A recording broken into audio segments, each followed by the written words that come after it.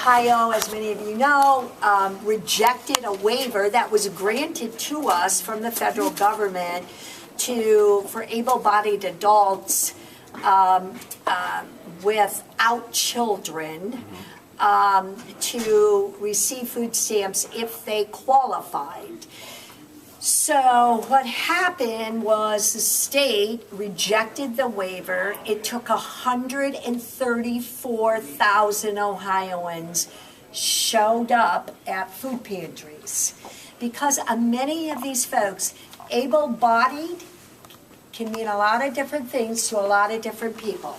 So this able-bodied, it might be an 80-year-old person. I was going to ask, that's why I asked when you asked, talking about someone that's a senior. Yeah. It doesn't mean that they don't have mental or physical challenges.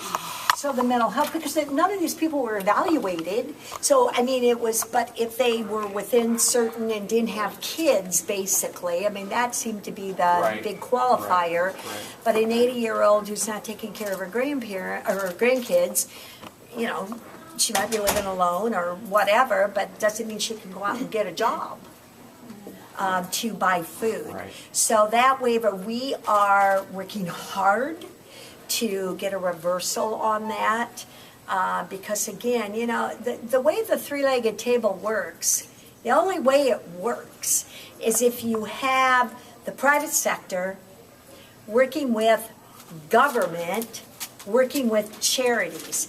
And when someone cuts the leg off one of those tables in any way, shape, or form, the other parts of the stool, the other parts of the table have to try to hold up the whole.